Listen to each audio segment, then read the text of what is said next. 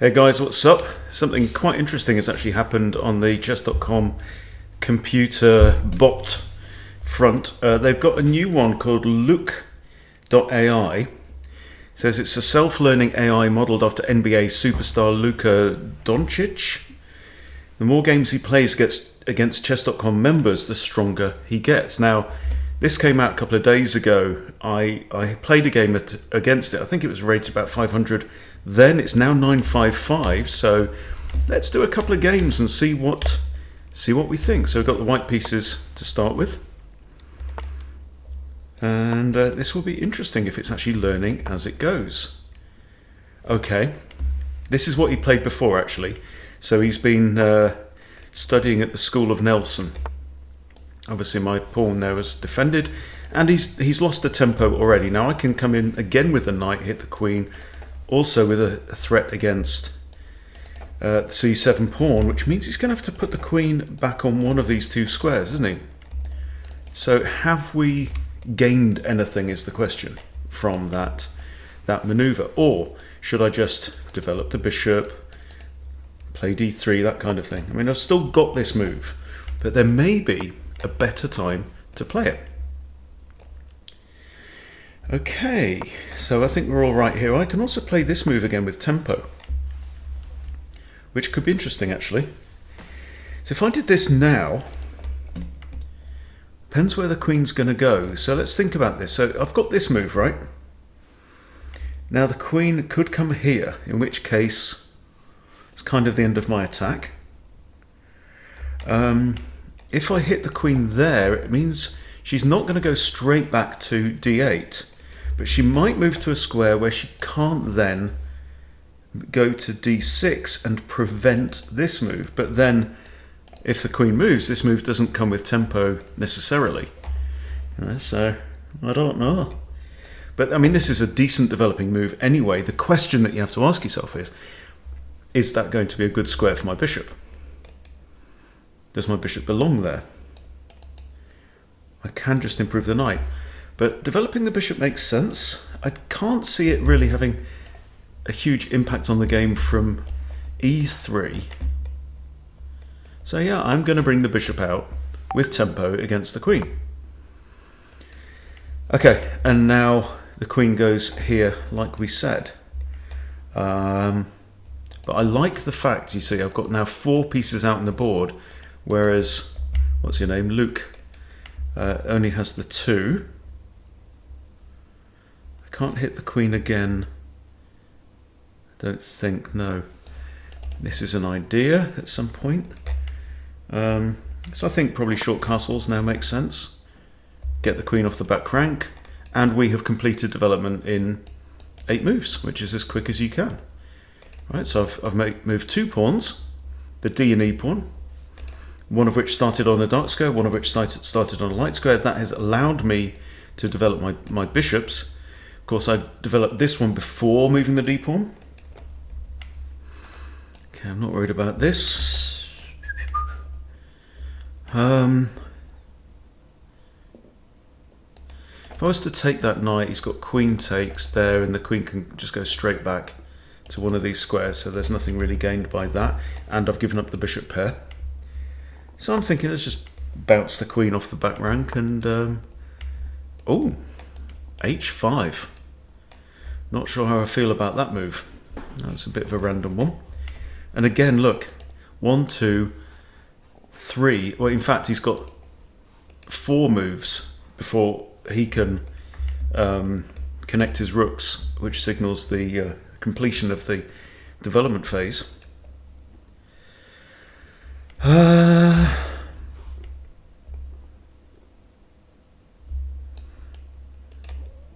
If I put my knight in here, adding pressure onto this, I don't see any point in that either, really. So I'm going to play this rook over to the centre. My bishop might also drop down. There we go. Bishop could come down here, but then he might start pushing pawns down. I might also come back to there. If I come here and knight takes, I get a much better knight, so I'm okay with that. Right, what's this about then? What's this about?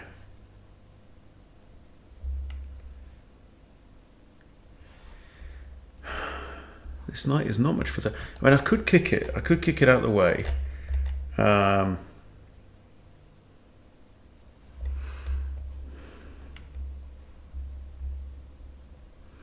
think I'd rather free up the f pawn, actually. If I'm going to move a pawn, I think moving the f pawn makes more sense. It's got lots of defense on this e5 pawn now. He still hasn't castled. This is a move, just prevents this knight from having any ideas. Let's throw that move in. Also gives my bishop a hideaway, and now he's gone right over there. So what's the point in that? Still like to move this knight. I just need to think, where does the knight belong? Hang on. I've got two attackers. He's got pawn and rook. Two defenders on here, only one attacker. If I was to push the pawn, don't know if it's time for that yet. My gut says move this knight and then maybe f4. So this looks like a decent move. Then if I come here, he's got knight takes, and that's actually not bad for me. Yes, I'd be capturing away from the center, but look at where the king is. The king is still on e8. So I might even centralize my rook first. Yes, I shall. I'm just thinking there's no sacking ideas, not yet. If I take and rook takes, this pawn has to defend the rook because my queen's looking at it. Don't see anything there. Okay, I'm going to centralize the rook.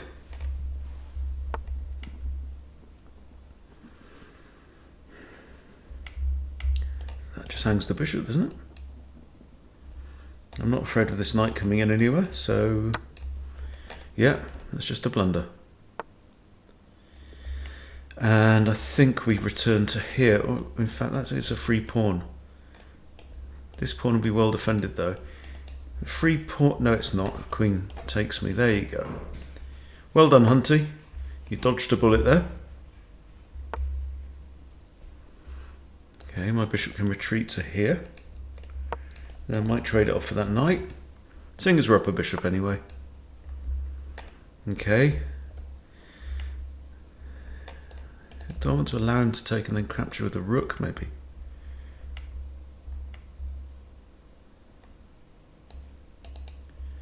That's a thought. This is also a thought, though.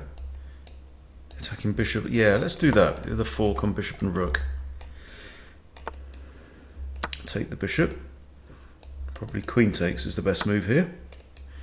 Okay, we've done it with the king. Do I want to kick the knight? I think so. I think so. This is a really nice bishop there.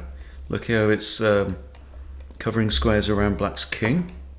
So f3 now, drive the knight back. Okay, he's not gone back. He has traded off. I'm going to recapture with the queen. Am I? Am I? If I take with the queen, he's got this. So, no dice. I'm taking with a rook.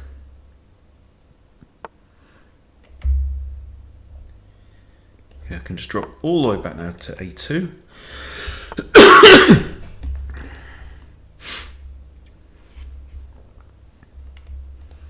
Swing the knight back. If I do that, he's got two attackers on this square. However, I am up in materials, so he could.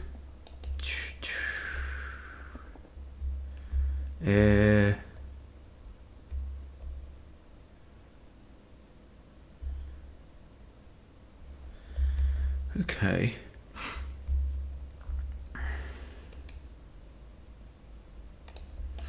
It's b4 a move, actually.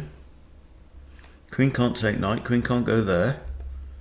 Can't go there, can't go there. So she's going to have to retreat, I think, on the dark squares.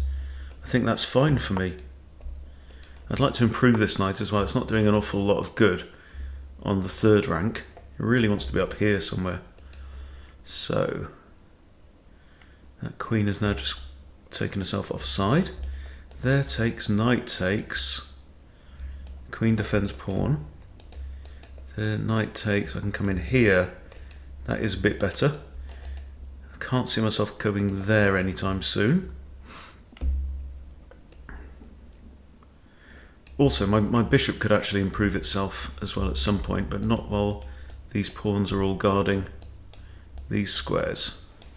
But it is still doing a good job there, that bishop. Happy with that bishop. Okay.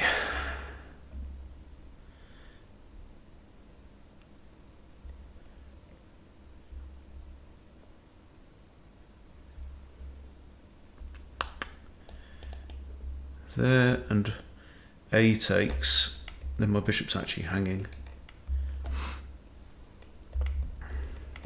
I could shut off that side of the board, but I don't mind if he wants to take, so I might just leave that there. Could swing back here, yeah, try and trade off the knight. Okay, well, I'll take the knight then. And queen he takes, alright. C3 looks very natural here. The rook's pinned, so I dare say the queen's going to come back to one of these. There you go. She goes there now.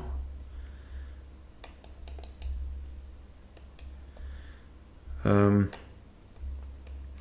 gonna unpin the rook. I think I might want to drop the rook back, maybe something like this, and push the f pawn. Take note of where the king is. So this was again. Oh, what? He's just played the rook from there back to there. That was very poor. Okay, rook f1. And we're just going to try now and open the center because that's where the kingy is.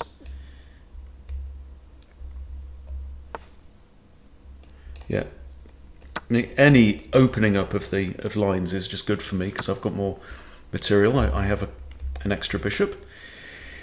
If I push this pawn hangs. So rook d e1. Okay, he's just pushed there. That's not a problem whatsoever. Now this pawn does not hang, and he has to retreat. Okay, remember this pawn is pinned, so also this pawn can't move. Okay, this pawn can't take. If the rook takes there, I could trade rooks. Right, here the pawn can't take because it hangs this rook. So if I take, rook takes with check, pawn takes, it's got to be good. Also got that. Can't play. Oh, I can actually, because this. Oh no, queen takes.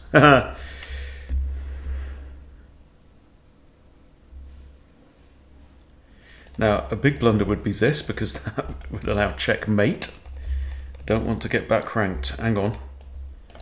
That is not checkmate because queen can take, so I'm going to capture that rook. Okay, now, I think rook f1. I have a check here. In fact, is that checkmate? No, he's got this. Just going to be very careful not to get back rank mated here. But I think I can force stuff because the bishop's covering these squares, queen's covering those. So queen h6, king e8, queen here, and I win the queen, I believe. There.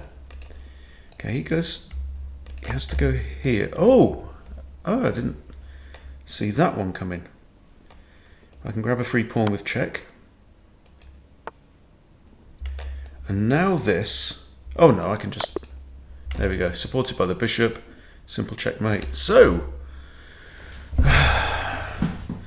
you were the better player this time, dobra igra, which I guess means good game. Dobre is good in a lot of languages.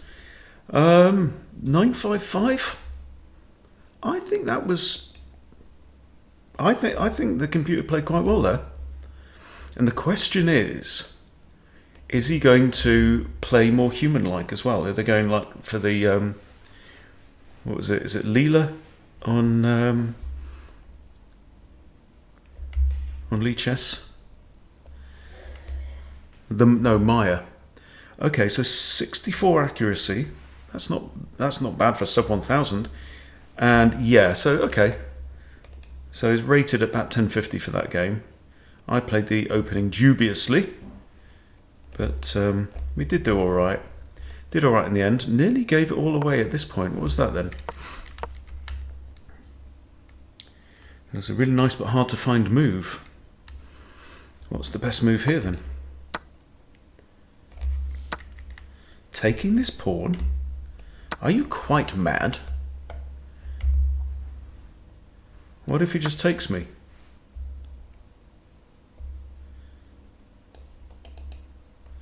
Oh. Oh, that's good. Because knight takes b5. Now I'm hitting the queen and she can't defend c7. Wow, that's a good one. Good trick. I like it. All right, that one is going in my collection of knight forks hard, I would say that is. Because that's not an easy one to spot. Good stuff. But yeah, I thought definitely an interesting bot and definitely one to watch. So I might play this Luca every week and see how it gets better. But yeah, watch this space. Okay, guys, hope that was interesting and informative and entertaining for you. Thanks for watching. See you soon.